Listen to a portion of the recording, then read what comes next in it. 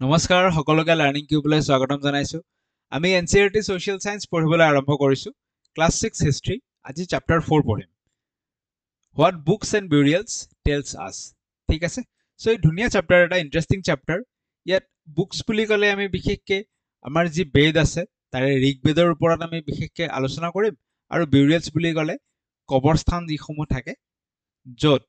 মৃতকক মাটিত পুতি থোৱা হয় তেনেকুৱা কিছুমান স্থান তাহানিৰ অতীতৰ সেই স্থানসমূহৰ বিষয়ে আমি অধ্যয়ন কৰিম আৰু সেইসমূহৰ পৰা আমি কিছু কথা গম পাম ঠিক আছে সো সেইবোৰৰ বিষয়ে ধুনীয়া ইন্টাৰেষ্টিং চেপ্টাৰ শেষলৈকে আপোনালোকে যদি চাই ভাল পাব সো আশা ৰাখিছো শেষলৈকে চাব আমি আৰম্ভ কৰিবলৈ লৈছো হোৱাট বুকস এণ্ড বিউৰিয়েলছ টেলছ আছ ঠিক আছে সো এটা বুকস বুলি ক'লে আমি বিশেষকৈ কিহৰ কথা পাতো আমি বেদৰ কথা পাতিম এইটো চেপ্টাৰত আৰু আমি জানো যে আমাৰ বেদ কিখন আছে আমাৰ বেদ আছে 4খন ৰাইট কি বেদ আছে বোলে ঋগবেদ আছে আৰু কি বেদ আছে ঋগবেদৰ পিছত আমাৰ সমবেদ বুলি আমি যাক কওঁ বা সামবেদ ঠিক আছে আমাৰ সামবেদ আছে তাৰ পিছত আমাৰ 3 নম্বৰত যজুৰ্বেদ আছে আৰু ফাইনালি আমাৰ অথৰ্ববেদ আছে এইখিনি কথা আমি সৰুৰ পৰা পাই আহিছো এই 4খন আমাৰ বেদ আছে বুলি আমি পাই আহিছো এতিয়া আমি ঋগবেদৰ বিষয়ে অলপ আলোচনা কৰিম আৰু পিছত আমি চাম যে এই ঋগবেদৰ পৰা হিষ্টৰিয়ানসকলে কি তথ্য লাভ কৰিবলৈ সক্ষম হৈছে এই ঋগবেদৰ পৰা অতীতৰ বিষয়ে কি কথা হিষ্টৰিয়ানসকলে গম পাইছে ঠিক আছে সো আমি ঋগবেদ বুলি লিখি ললো ঋগবেদ এতিয়া ঋগবেদৰ কথা আমি পাতিম যে এই ঋগবেদখন কি হয় এই ঋগবেদখন হৈছে one of the oldest composition so আগতে যিসমূহ ৰচনা বা এই 4খন বেদৰ ভিতৰত যদি আমি কওঁ আটাইতকৈ ওল্ডেষ্ট কোনখন বুলি সো হেতু হৈছে ঋগবেদ ঋগবেদখনে হৈছে ওল্ডেষ্ট কেতিয়া ৰচনা কৰা হৈছিল বুলি যদি কয় ঋগবেদখন আজিৰ পৰা প্ৰায় 3500 বছৰ আগতে 3500 ইয়াৰ্স এগো ইমান দিন আগতেই ৰচনা কৰা হৈছিল নেক্সট পইণ্ট যেটো আমাৰ কাৰণে দৰকাৰী সেয়া হৈছে যে ঋগবেদখন বা এই বেদসমূহ কি ভাষাত ৰচনা কৰা হৈছিল এই বেদসমূহ বৈদিক সংস্কৃত বা ওল্ড সংস্কৃতত ৰচনা কৰা হৈছিল যেটো নেকি আজি যি সংস্কৃত আমি ব্যৱহাৰ কৰো তাতকৈ বহুত বেলেগ আৰু সেই কাৰণে বুজিবলৈও কঠিন ঠিক আছে সো এই বেদসমূহ ওল্ড বা অৰ বৈদিক সংস্কৃততহে ৰচনা কৰা হৈছিল আৰু আজিৰ সংস্কৃতৰ লগত এই সংস্কৃতৰ বহু বেছি মিল নাই ঠিক আছে নেক্সট পইণ্ট আমি কথা পাতিম যে এই বেদসমূহ যেতিয়া ৰচনা কৰা হৈছিল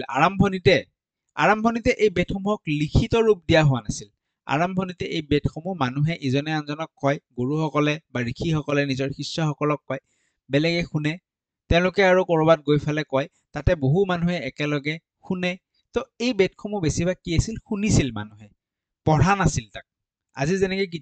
কিতাপ আকাৰে বস্তুবোৰ গীতাখনৰ কথা যদি কওঁ মানুহে কিতাপ আকাৰে তাক লৈ ফেলে পঢ়ে আগত কি আছিল এনেকুৱা পঢ়া ব্যৱস্থাটো নাছিল আগত মানুহে শুনিছিল যিসকলে জানে তেওঁলোকে এই বেদত থকা মন্ত্ৰসমূহ বা বেদত যিসমূহ কথা আছে সেইসমূহ বেলেগৰ আগত দাঙি ধৰিছিল বেলেগে ধুনীয়াকে শুনিছিল সেই কাৰণে কোৱা হয় দিস ইজ হাৰ্ড শুনা হৈছিল বেছিকে ৰাদাৰ ৰেড পঢ়াতকৈ এইখন শুনাহে হৈছিল ফোৰ্থ পইণ্ট যদি আমি কথা পাতো যে যেতিয়া ৰচনা কৰা হৈছিল সেই সময়ছোৱাতে ইয়াক লিখিত ৰূপ দিয়া হোৱা নাই ইয়াক লিখিত ৰূপ দিয়া হৈছে বহু পিছত ৰচনা হোৱাৰো কেইবা শতিকা পিছতহে ইয়াক লিখিত ৰূপ দিয়া হৈছে ঠিক আছে সো সেই কাৰণে আমি কম ৰিটেন ডাউন লিখা হৈছিল ইয়াক কেতিয়া আফটাৰ সেভাৰেল চেঞ্চুৰিজ ঠিক আছে কেইবা শতিকা পিছতহে ইয়াক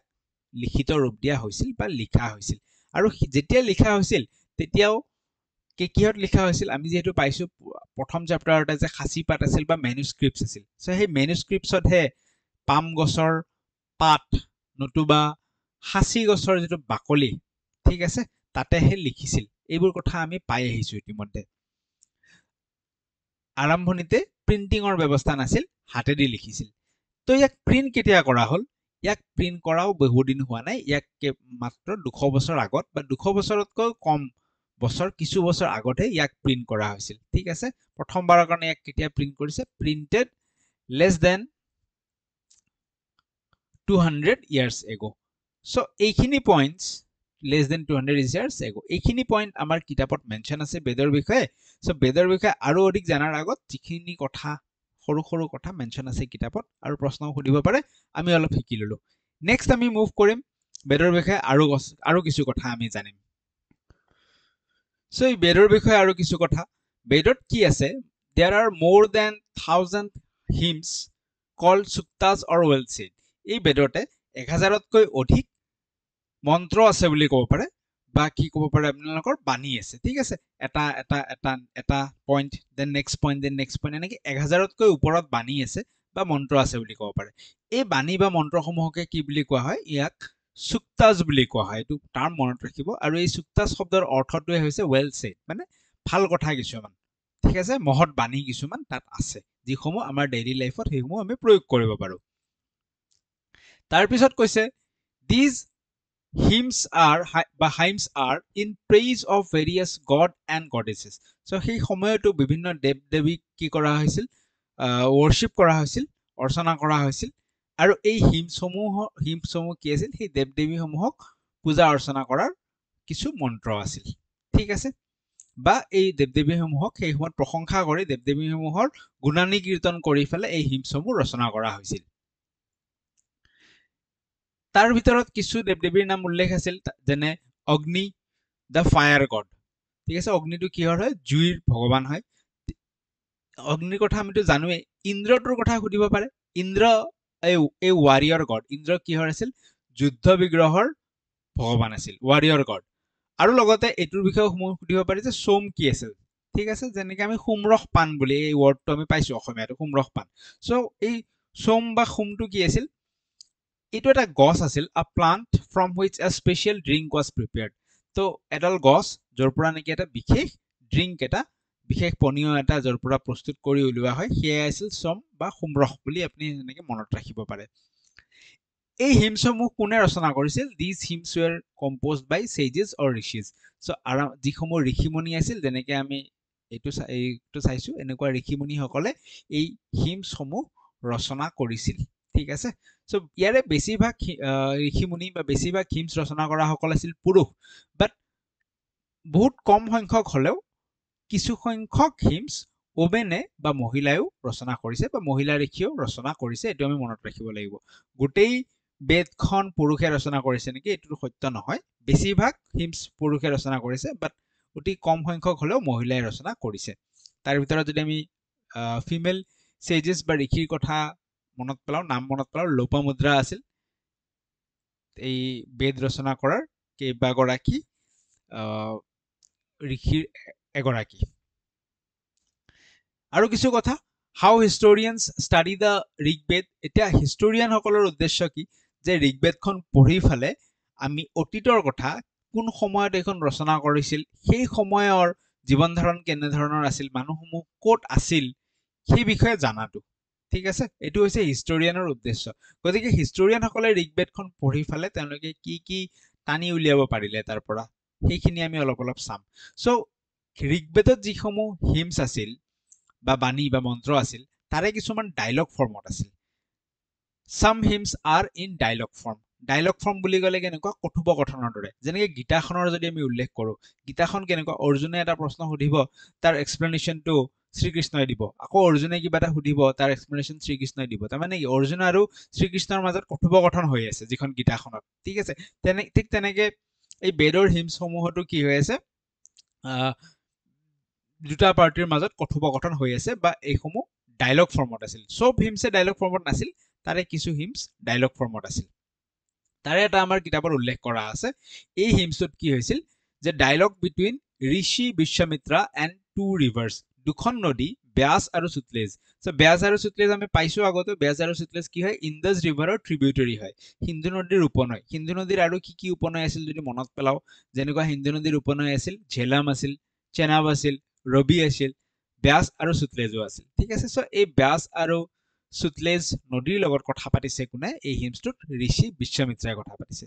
তো এই যে কথোপকথন এই কথোপকথনখিনি পঢ়ি ফালে আমি সেই সময়ত কি বস্তু উপলব্ধ আছিল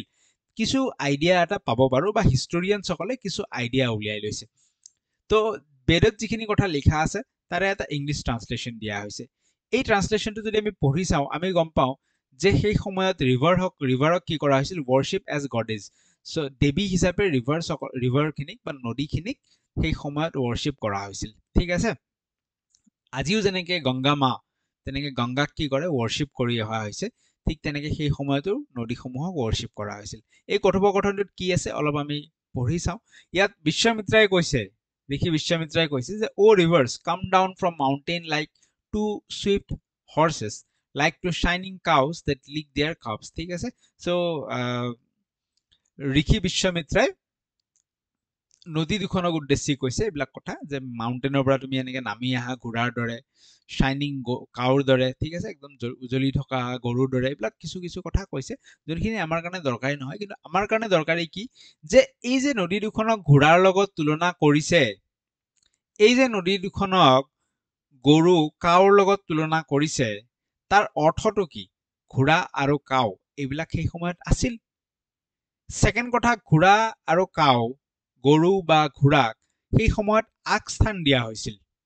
সেইকাৰণে এই নদী দুখনক যাক নেকি ৰিভাৰ গডেজৰ লগত তুলনা কৰিছিল এই নদী দুখনক ঘোঁৰা আৰু গৰুৰ লগত ৰিজাইছিল তাৰমানে ঘোঁৰা আৰু গৰুক কি কৰা হৈছিল সেই সময়ত বহুত আগস্থান দিয়া হৈছিল সো হিষ্টৰিয়ানে এইবোৰ বস্তু টানি উলিয়ায় বেদত যিখিনি কথা লিখা আছে তাৰ পৰা ঠিক আছে সামাৰী হিচাপে আমি পঢ়িম তেতিয়া আপোনালোকৰ মনত থাকি যাব অলপ অলপ বুজিব চেষ্টা কৰি আছো এতিয়া হৈ কি আছে কাহিনী আৰু কিছু কথা কৈছে ইয়াত ঠিক আছে through the power of Indra এনেকুৱা কথা কৈছে যে গোটেইখিনি যদি আমি পঢ়ি চাওঁ মূলত আমি এইটো কথাই গম পাম যে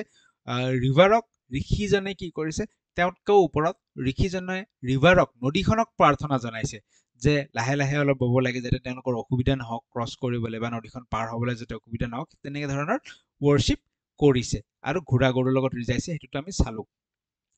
তো কি কথা আমি পাওঁ এইটো আমি পঢ়িলো ৰিভাৰ্ছ ৱেৰ ৱৰ্শ্বিপ এজ গডেছ দেৱী হিচাপে ৰিভাৰসকলক ভগৱান হিচাপে ৱৰ্শ্বিপ কৰিছিল তাৰোপৰি আমি পাওঁ যে হৰ্চেছ কাউজ চেৰিয়টছ ৱাজ দেয়াৰ ঠিক আছে ঘোঁৰা আছিল গৰু আছিল আৰু চেৰিয়টছ এই যে ঘোঁৰাৰ লগত ৰথ এটা আমি বান্ধি দিওঁ যুদ্ধ কৰিবলৈ যিখন চেৰিয়ট যায় বা ৰজা যিখনত যায় ঠিক আছে সেই চেৰিয়টছ এইবিলাকৰ উল্লেখ যিহেতু বেদত আছে তাৰ মানে সেই সময়ছোৱাত এইবিলাক আছিল ঠিক আছে এতিয়া বেদ ৰচনা ক'ত হৈছিল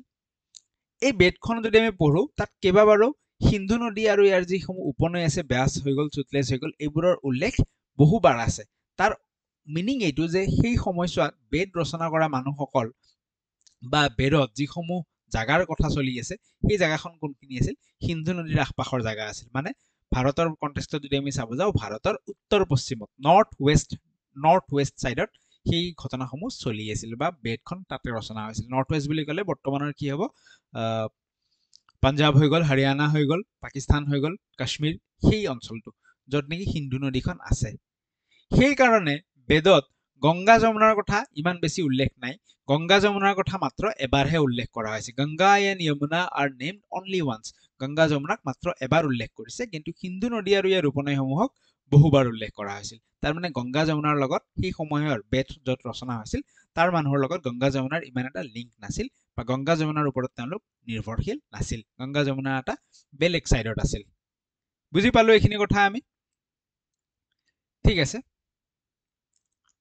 next cattle horses and chariots in Rigveda so ঋগবেদাত কেটেল মানে যিসমূহ গৰু মহ ভেড়া ছাগলী তেওঁলোকে পশুপালন কৰিছিল সেই পশুসকলৰ কথা কৈছে ঘোঁৰা আৰু চেৰিয়টছ মানে এইটো বস্তু ঘোঁৰাক এনেকৈ যদি আমি লগাই দিওঁ ৰথখন লগাই দিওঁ চেৰিয়টছ ঠিক আছে সো এইবিলাকৰ কথা ঋগবেদত কি উল্লেখ আছে অলপ অলপ চাই লওঁ যে প্ৰেয়াৰ্ছ for kettle children and horses তো ঋগবেদত কেটেল এই পশুসকল যাতে ভালে থাকে বেমাৰ আজাৰ নোহোৱাকৈ থাকে সুস্থ হৈ থাকে ঠিক আছে তাৰ কাৰণে প্ৰেয়াৰ্ছ আছিল লগতে চিলড্ৰেন স্পেচিয়েলি সন্স ঠিক আছে তেওঁলোকৰ যিসমূহ চিলড্ৰেন আছে বিশেষকৈ পুত্ৰসকল সেইসমূহ যাতে ভালকৈ থাকে বা ভগৱানে ভালকৈ ৰাখে তাৰ কাৰণে প্ৰেয়াৰ্ছ আছিল আৰু তেওঁলোকৰ যিসমূহ ঘোঁৰা আছিল ঘোঁৰাসমূহ যিহেতু বহু মূল্যৱান আছিল সেইসমূহ লৈ তেওঁলোকে যুদ্ধত যাব বেটেলত যাব ফাইট কৰিব যাব সেইসমূহ যাতে ভগৱানে ভালকৈ ৰাখে তাৰ কাৰণে প্ৰেয়াৰ্ছ আছিল ঠিক আছে প্ৰাৰ্থনা আছিল horses were yoke to chariots that were used in battles to capture cattle তো এই ঘোঁৰাসমূহক এনেকৈ চেৰিয়টছৰ লগত বান্ধি দিয়া হৈছিল আৰু এই বস্তুটো এই যে এতিয়া এনেকৈ গৈ কিনে তেওঁলোকে যুদ্ধত যাব পাৰিব বেটেলত যাব পাৰিব বেটেলত কিহৰ কাৰণে যাব টু কেপচাৰ কেটেল ঠিক আছে কি কাৰণে তেওঁলোকে যুদ্ধ কৰিছিল পশু বেলেগৰ পশু ধৰি আনিব কাৰণ সেই সময়ত পশুও বহু মূল্যৱান আছিল পশুৱে তেওঁলোকক বহুত বস্তু দিছিল গৰুৰ কথা যদি আমি কওঁ